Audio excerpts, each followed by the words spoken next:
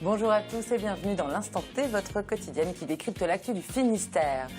Traquer la corruption au sein des partis politiques ou auprès des élus, c'est la mission d'Anticor, une association composée de journalistes, de magistrats ou encore d'économistes qui agit pour plus de transparence entre les citoyens et leurs représentants. Alors depuis janvier dernier, l'association est présente dans le Finistère. Yann Le Riche, bonjour. Bonsoir. Alors c'est vous qui coordonnez l'antenne finistérienne d'Anticor et vous êtes accompagné aujourd'hui d'Adèle Laguille, bonjour. Bonjour. Et vous êtes médiateur et juriste et vous travaillez en lien avec Anticor sur certains dossiers. Alors, est-ce que n'importe quel citoyen peut devenir membre d'Anticor, Yann Le Riche? En théorie, oui. La différence que, vu qu'on a un agrément par le ministère de la Justice, on est censé ne pas avoir de casier judiciaire, en tout cas qu'il soit vierge. Pas avoir de condamnation correctionnelle ou pénale ou ailleurs. Très bien, on en parle tout à l'heure en plateau également. Julie Sicot, bonjour Julie. Bonjour Pauline. Alors vous êtes intéressée justement à l'association Anticor, vous avez rencontré des citoyens finistériens qui travaillent avec Anticor, qui ont fait appel à eux et vous nous en parlerez tout à l'heure. Et puis c'est lundi, nous avons donc la grande chance d'avoir Ludovic Jean en plateau avec qui on revient sur le sport du week-end dans le Finistère. Il y avait plein de choses encore, Ludovic. Ouais, dans le désordre de la voile, du foot, du volley, de la natation, je vous expliquerai tout ça dans le détail dans l'instant sport. Dans l'instant sport, ce sera tout à l'heure. Tout de suite, on démarre par un point sur l'actualité de ce lundi 4 mai. Une sculpture monumentale à la mémoire des esclavages a été installée au port de Brest ce lundi après-midi. L'ouvrage est réalisé par l'artiste Marc Morvan. C'est l'aboutissement du projet porté depuis 5 ans par le Quimpérois d'origine martiniquaise Max Relouza. Cette œuvre composée de 2 masques de 10 mètres de haut et 20 tonnes d'acier sera inaugurée dimanche prochain. Et on vous en parle plus largement sur le plateau de l'Instant T. Ce sera ce jeudi 7 mai. Il ne suffit pas d'avoir une star comme tête d'affiche pour faire un bon film. Pour une fois, les seconds rôles et les techniciens du cinéma étaient sous le feu des projecteurs. Tout le week-end, à Audierne et Esquibien, débats et projections se sont enchaînés à l'occasion du festival du second rôle et Camille Pochet y était. Cela fait une trentaine d'années qu'elle exerce et son métier, elle l'aime toujours. Costumière, elle fait partie des artisans de l'ombre dans la préparation d'un film. Elle était invitée à parler de son métier au festival du second rôle à Audierne et à Esquibien ce week-end. Rencontre avec Nathalie Durosquat. De second rôle ou troisième rôle, ça m'est complètement égal du moment que je fais mon truc à moi, que j'aime, quoi. On est des vrais mulets, on trimballe des machins, on les ramène, on va les rendre dans les magasins parce qu'on essaye plein de choses. Voilà, on prend des risques, des fois on est obligé d'acheter, mais comme on n'a pas des très gros budgets, et on fait les comptes, le soir on calcule combien on a dépensé, enfin pas tous les soirs, mais au bout d'une semaine ou je sais pas quoi. Voilà, c'est multiple, oui. Le festival des seconds rôles est né d'une histoire de famille, puis d'amitié, et ça fonctionne. C'est la 2e année qu'il a lieu et le public est au rendez-vous. Notre grand-père était acteur, essentiellement de second rôle, et ça nous a donné cette idée. Et on s'est approché d'amis qui, avec nous, ont monté ce festival. On est la génération d'après, enfin les deux générations après. Et c'est au départ parti de cet hommage, en fait, de cette idée, de cet hommage à notre grand-père. Pendant tout le week-end, les invités aussi se prêtent au jeu des débats avec le public. Qu'il y ait un festival des seconds rôles, moi je trouve que c'est une bonne idée. Il faut savoir qu'en France, il y a exactement le même nombre de festivals de cinéma que de genres de fromage. Mais c'est vraiment à un près le même nombre. Alors il y en a beaucoup, beaucoup. Là, c'est un excellent fromage dont on peut supposer qu'il sera rapidement aussi connu que le camembert ou le pont-l'évêque. La 2e édition du festival met en lumière tant les métiers de l'ombre que les seconds rôles avec une belle programmation. Après le covoiturage, voici désormais le cobatturage. Le concept a été imaginé par 4 Morbihanais qui se rendent fréquemment sur l'île de Groix et avaient un petit peu de mal avec les horaires et le prix des liaisons. Alors il y a quelques jours a eu la première traversée en cobatturage et Céline Lestrade de TB Sud y était. Au soleil levant, Maxime attend son bateau, le symbole de la réussite du projet qu'il mène depuis 6 mois avec 3 autres compères pour rendre la plaisance accessible à tous après quelques clics seulement. C'est tout simple, c'est comme un site de covoiturage, on part sur un principe de petites annonces. Les plaisanciers déposent une annonce en disant je fais tel trajet. Et à leur tour, les personnes qui recherchent un trajet maritime peuvent consulter le site internet. Il n'y a pas de paiement en ligne, il n'y a pas d'inscription sauf pour les plaisanciers. Donc voilà, c'est vraiment le plus simple possible et gratuit. Ce matin, le premier cobatureur emmenait Maxime le concepteur sur l'île de Groix. Ce vétérinaire habitué des traversées quotidiennes en Zodiac a tout de suite adhéré au projet. C'est une très bonne idée parce que ça permet de faire des connaissances et puis de rendre service comme ça. Pour pouvoir faire profiter aux gens, déjà une traversée en Zodiac, c'est sympa. Et puis les gens qui ont des horaires qui ne correspondent pas trop aux horaires des lignes régulières, ça peut être pratique, notamment le soir. Le cobaturage concerne toute la Bretagne, une escapade d'une journée ou une rapide traversée. Toutes les demandes sont prises en compte. Rendez-vous sur le site internet cobaturage.bzh. Allez, on reste sur l'eau, entre autres avec l'Instant Sport. Le Grand Prix Guyadère a commencé ce vendredi. C'est parti pour 10 jours de voile en baie de Douarnenez. Ce week-end, c'était le fameux défi nautique où les voiliers affrontent les kitesurf. Alors, Camille Pochet était sur l'eau et sous les gouttes. Des trimarans au kite, toutes les voiles se retrouvaient pour des runs de vitesse ce week-end. Et pour la première fois, ce sont les kites à foil qui l'ont emporté. On a eu du vent aujourd'hui, on a bien navigué. Je crois qu'on a les meilleurs temps là avec les foils. Du coup, c'est génial, quoi. Il y avait un run de vitesse de 3000 nautiques sur lequel se confrontaient les multi 50, les 70 pieds, les modes 70 et les classes 40. Et donc les windsurf et les kitesurf à foil. Et apparemment, les kitesurf à foil, on était bien devant, donc c'est plutôt positif. C'est la simplicité qui bat la complexité. Et quand on arrive bord à bord et qu'on va quasiment plus vite qu'eux, c'est des sensations uniques et on les a qu'à Douarnenez, quoi. Justement, l'un de ces trimarans nous a accueillis à son bord, effectué un run de vitesse auprès du vainqueur de la route du Rhum, Erwan Leroux, ça décoiffe.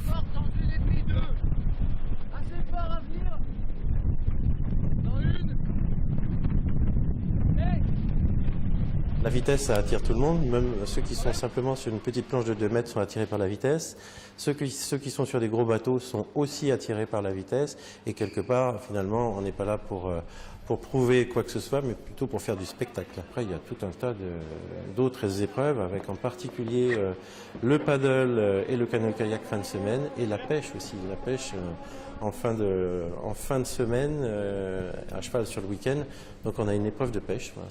C'est un concours de pêche qui a été créé l'année dernière, et devant son succès, on est bien obligé de le reconduire parce que c'est une vraie demande, quoi. Voilà. Et ça diversifie complètement le Grand Prix Guyadère. La culture du nautisme arrive par ce genre de concept. Parmi les bateaux les plus attendus, les Dragons ou encore les Diam 24 qui concourront à la fin de la semaine. Voilà, donc le Grand Prix de Douarnenez, c'est jusqu'à dimanche prochain. En baie de Douarnenez, le Grand Prix Guyadère, pardon. Ludovic, ce samedi, les volleyeuses quimpéroises attendaient beaucoup de leur rencontre face à Mougins. Et le Quimper volley qui pouvait même espérer retrouver la Liga avant même le dernier match de la saison. Pour cela, il leur fallait notamment battre Mougins ce week-end, mais tout ne s'est pas passé comme prévu. Malheureusement pour les Quimpéroises, ils étaient pourtant près de 1200 à y croire samedi soir à la Halle des Sports d'Ergué-Armel, et ça a été un match d'une superbe intensité avec des renversements de situation incessants. Mougins remporte le premier set, Quimper égalise ensuite à une manche partout, rebelote au retour des vestiaires, Mougins passe devant avant que Quimper ne revienne au score de 7 partout.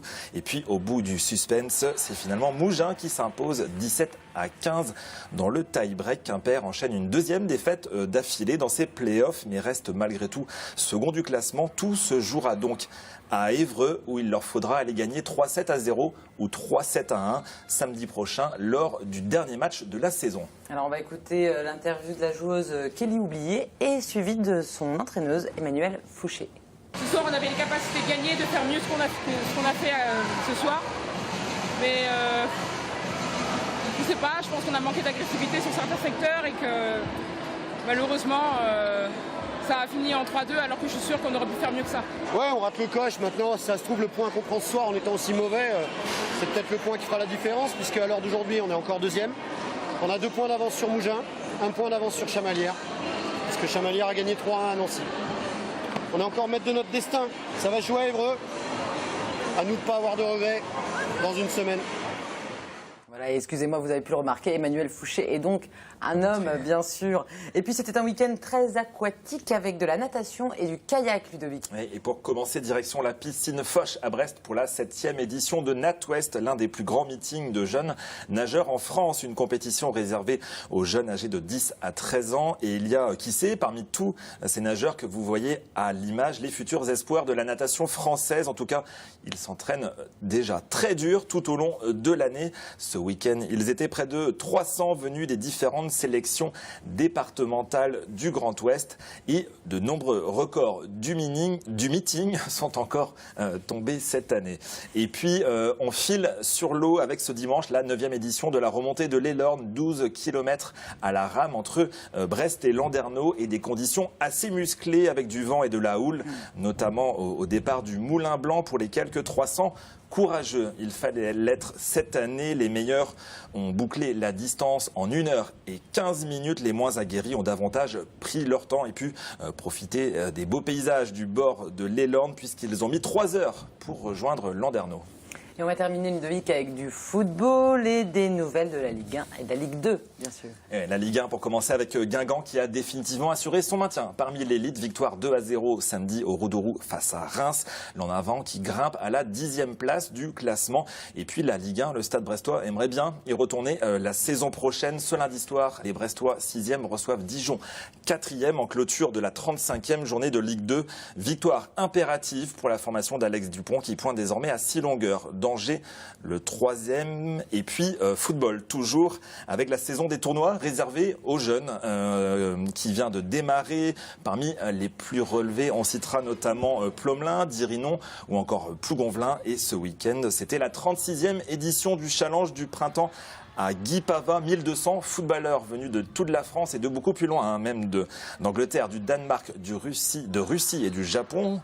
Mais ce sont les clubs français qui ont brillé avec, dans la catégorie U11, l'Olympique de Marseille qui s'impose en finale face au Havre. Et dans la catégorie U13, ce sont les joueurs de Landerneau qui se sont imposés face au RC Paris. Très bien, merci beaucoup Ludovic. Anticorps, c'est une association née d'une volonté citoyenne de traquer la corruption des politiques. Julie, vous avez travaillé sur le sujet. Expliquez-nous dans quel contexte s'est créée cette association. Le contexte d'un événement politique, Pauline, celui du 21 avril 2002, date du premier tour de l'élection présidentielle. Vous vous en souvenez, Jean-Marie Le Pen, candidat du Front National, arrive au second tour face à Jacques Chirac. C'est un duo qui est à l'origine de l'association. Il y a le juge anticorruption Éric Alphen, mais aussi la femme politique Séverine Tissier. Et c'est aujourd'hui un Niçois attaché territorial, Jean-Christophe Picard, qui préside l'association. Alors sur son site internet, Anticorps se réfère à la Constitution, entend défendre le préambule et l'article 1 du texte qui précise que la France est une république indivisible, laïque, démocratique et sociale. Elle assure l'égalité devant la loi de tous les citoyens sans distinction d'origine, de race ou de religion. L'association cherche notamment à réhabiliter la démocratie représentative, promouvoir l'éthique en politique, lutter contre la corruption et la fraude fiscale en France, mais aussi à l'étranger. Anticorps entend être un remède pour notre démocratie. D'ailleurs, clin d'œil à cette idée, le logo de l'association représente un cachet. Parmi les faits d'armes de l'association, depuis sa création, une plainte contre X dans l'affaire des sondages de l'Élysée ou encore très récemment la demande de démission d'Agnès Saal, la présidente de l'INA, épinglée pour des factures de taxi, disons, très élevées. À l'intérieur de l'association, on retrouve des citoyens, mais aussi des élus de tous bords politiques. Il n'y a qu'un seul parti qui n'a pas le droit de citer un Anticorps, c'est le Front National. Merci Julie. Alors plus localement, le Anticorps, l'association, est présente depuis janvier dernier. Yann Le Riche, c'est vous qui coordonnez un petit peu dans le Finistère. Pourquoi cette volonté de l'association d'être présente dans le Finistère? On est présent en vérité dans 48 départements en France, dont effectivement le Finistère. On a également le 35 du côté de Rennes. Le Finistère est un département parmi d'autres en France, donc on retrouve les mêmes problématiques. Nos élus font en général le maximum, font du très bon travail. On peut de temps en temps glisser gentiment sans se rendre compte vers de la corruption. Et on est là justement pour les rappeler à l'ordre quand il y a besoin besoin. On essaie d'avoir un échange constructif avec les élus, on les rencontre, on échange avant tout par téléphone, on prend rendez-vous. Puis quand on voit que les choses ne se corrigent pas, et bien après, effectivement, il y a un travail d'investigation et de saisie de la justice. C'est rare. En général, on va plus sur de la médiation, on va plus essayer de voir avec l'élu ou les élus concernés pour trouver des solutions. Alors, qui compose Anticorps 29 ? On est 3. Il y a Dominique Saliou, Bernard Mahéo et moi-même. On est 3, effectivement, animés. Je préfère le terme animé ou coordonnés, effectivement. Et puis après, vous avez des adhérents. Ils sont à peu près une trentaine sur le Finistère. Alors, Julie citait les grands dossiers sur lesquels Anticorps a travaillé sur le plan national. La corruption sur le plan local, c'est comment ? On a 14 dossiers au jour d'aujourd'hui. Alors, pas forcément que sur le Finistère, puisqu'on va jusqu'à... on fait le 56 aussi, pour certains dossiers. Il y a effectivement des dossiers importants. Il faut savoir avant tout qu'un élu est aussi un citoyen et présumé innocent. Et c'est vraiment que le juge qui travaille à charge et à décharge qui va transmettre le dossier au parquet. Voilà. Et ensuite, on a effectivement, il passe en justice, il est jugé, et c'est seulement après qu'on dit que la personne est condamnée ou pas. Nous, on est dans une démarche effectivement d'essayer d'aider le ministère de la Justice à avoir des éléments et lui transmettre un dossier bien ficelé. Après, c'est le magistrat, lui seul, qui fera son travail toujours de droite comme de gauche, à charge et à décharge, et qui jugera effectivement s'il y a matière et s'il faut effectivement déférer la personne. Voilà. Dans le Finistère, personne n'a été jugé pour l'instant ? Pour l'instant, non. On est là depuis quelques mois seulement. 14 dossiers en peu de temps, ça fait beaucoup. Depuis janvier, les 14 dossiers. Depuis janvier. Alors, ce n'est pas une question de parti politique. Mais c'est vous qui allez chercher, ou c'est les gens des communes qui viennent vous voir ? On a ce qu'on appelle des lanceurs d'alerte. C'est-à-dire que où les gens vont nous saisir à travers le site internet www.anticorps.org et trouvent le groupe 29 ou contactent le permanent qui nous fait suivre les mails. Il y a un suivi, une vraie traçabilité à Anticorps. Ou par téléphone, ou sur notre site Anticorps 29 également, on est saisi. Et puis après, on fait un travail d'investigation, un peu comme les journalistes. On essaie de voir si vraiment il y a matière ou pas, d'expliquer à la personne qui nous a alertés si effectivement ça repose sur quelque chose ou pas. Après, on ne lui donne pas plus d'éléments que ça, puisqu'on n'est pas là pour que la personne soit entachée, on n'est pas juge, on n'est pas des euros. C'est la transparence qui compte alors. On essaie d'être transparent. Maintenant, on n'avertit pas, effectivement, on ne médiatise pas forcément en disant on a telle et telle pièce, de manière à ce que la personne puisse aussi se défendre. Ce n'est pas le tout d'accuser. On va voir un exemple, Julie Sicot, sur lequel vous avez travaillé. Oui, je me suis rendue à Pouldergat, où un projet d'installation d'éoliennes est en cours depuis une dizaine d'années, et un collectif de citoyens se retrouve en face à face avec la municipalité. On regarde votre reportage. Près de ce moulin et de ce cours d'eau, 3 éoliennes pourraient bientôt voir le jour au-dessus de ces arbres. Dans la vallée, les pales culmineraient au-dessus des arbres centenaires, des chênes centenaires ici, 120 mètres de hauteur. Ce serait une nuisance et sonore et visuelle terrible. Depuis le dépôt du permis de construire en 2012, cette association de riverains enchaîne les recours. Les éoliennes seraient implantées trop près des habitations. La loi, jusqu'à aujourd'hui, est de 500 mètres. En ce qui concerne le moulin, il n'y aurait pas de problème, sauf qu'il y a 2 habitations dans la vallée qui sont à 420 et 470 mètres. Donc en deçà des 500 mètres réglementaires. Autour de la table des riverains opposés à ces éoliennes, un autre acteur s'est greffé, l'association Anticorps, qui met en avant un autre argument contre le projet, le conflit d'intérêts. La personne à qui appartient le terrain est dédommagée ou celui qui exploitait le terrain a un dédommagement. Voilà, donc nous, en tout cas, ça nous intéresse parce qu'on a des éléments qui nous laisseraient penser qu'il peut y avoir une interaction entre effectivement certains élus et l'installation de ces éoliennes. La personne visée n'est autre que le maire de la commune. Agriculteur, il exploite effectivement une des 2 parcelles où doivent être implantées les éoliennes. Mais il se défend d'avoir défendu outre mesure ce dossier. On ne peut pas être jugé parti. C'est pas possible. Ouais. C'est la meilleure solution de se faire retoquer. Je n'ai jamais participé à aucun débat du conseil municipal pour argumenter l'installation de ce projet-là. Jamais. Si les autres recours de l'association des riverains sont rejetés par la justice, Anticorps pourrait de son côté tenter de faire annuler l'implantation avec cet argument. Alors Adèle Laguille, vous êtes médiateur juridique. Sur quel type de dossier finistérien vous travaillez avec Anticorps 29 actuellement? Alors effectivement, je suis médiateur professionnel, je suis juriste. Médiateur professionnel par opposition à la médiation institutionnelle, c'est très important parce que la médiation institutionnelle très souvent a recours au mode alternatif de résolution des conflits, négociations, etc. Et nous travaillons sur des procès spécifiques. Alors concernant le dossier, pour répondre à votre question sur le dossier actuellement, c'est notamment le dossier Cap-Lorient sur lequel je suis en relation. Donc ça c'est dans le Morbihan, hein. Du coup on précise, donc je vous en prie. Pour ma relation avec Anticorps actuellement avec Yann Riche, c'est ce dossier-là que nous traitons ensemble, mais j'ai d'autres dossiers au niveau national. Alors de quelle façon vous intervenez dans ces cas-là? Juste une petite parenthèse avant, parce que sinon, bon, la médiation, je voulais juste dire un mot sur la médiation citoyenne qu'on met en place effectivement au niveau du dispositif d'Anticorps, parce que c'est spécifique aussi. À savoir que, en formule, cela donnerait la médiation citoyenne est aux citoyens justement ce que la médiation institutionnelle est à l'administration, c'est-à-dire une représentation exclusive des droits des citoyens.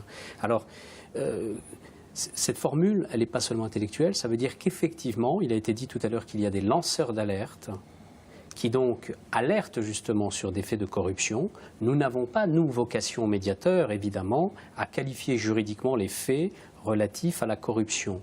Notre vocation est d'accompagner effectivement certains lanceurs d'alerte qui font l'objet de harcèlement, de discrimination, de violence aussi. Et c'est là où nous entrons, nous, c'est là où nous entrons, si vous voulez, en relation, souvent avec des gouvernants, des dirigeants, quelle que soit d'ailleurs la personne morale de droit public ou de droit privé. Et nous nous mettons en relation, nous faisons des offres de médiation afin de pouvoir accompagner et protéger ces lanceurs d'alerte. C'est peut-être pour ça que certains citoyens n'osent pas non plus aller vous voir, c'est qu'effectivement on se retrouve ensuite pris dans une machine. Il y a un vrai souci juridique, contrairement par exemple aux États-Unis où effectivement un témoin ou autre bénéficie d'une certaine protection. On n'a pas ça en France, d'où effectivement même notre ancienne présidente, Madame Tessier, s'est retrouvée avec Monsieur Estrosi en indélicatesse et à l'heure actuelle fait l'objet d'une poursuite par rapport à des propos d'ailleurs qu'elle n'a pas tenus. Donc effectivement on a des voitures qui brûlent, on peut perdre son travail quand on est lanceur d'alerte ou quand on fait partie d'Anticorps. On a vraiment des pressions multiples. La corruption, c'est pas une question de parti politique, droite ou gauche. Hein, c'est vraiment une question d'individu. Et comme je le disais tout à l'heure, on peut très bien faire rentrer dans la corruption sans s'en rendre compte. Une fois que nous, on a pris contact avec les élus ou d'autres personnes et que ça continue, là, ils ne peuvent pas dire qu'ils ne sont pas au courant. Donc, on a vraiment des pressions. Que dit la loi justement sur la consultation des documents municipaux, par exemple, par les citoyens? En théorie, un citoyen a le droit d'aller consulter... Par exemple, les permis de construire et autres. On a le cas sur un petit problème à Fouesnant qui devrait se régler avec Monsieur le maire, qui, je pense, est capable a déjà entendu. Moi, j'ai communiqué avec lui pendant une quarantaine de minutes. Je crois qu'il y avait eu un article dans le Télégramme par rapport à ça, donc il a tout de suite réagi. Et je pense que ça devrait se régler avec le conseiller municipal qui, lui, est en position délicate, quoi.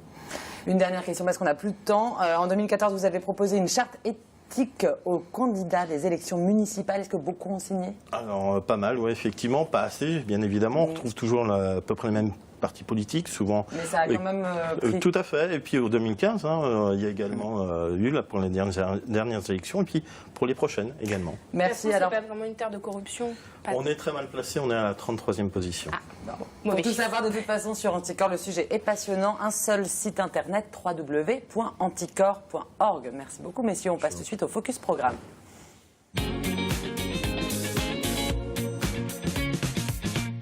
Et dès 18h15 ce mardi sur TBO, vous avez rendez-vous avec l'océan. Et oui, c'est le jour de votre magazine La Mer à voir.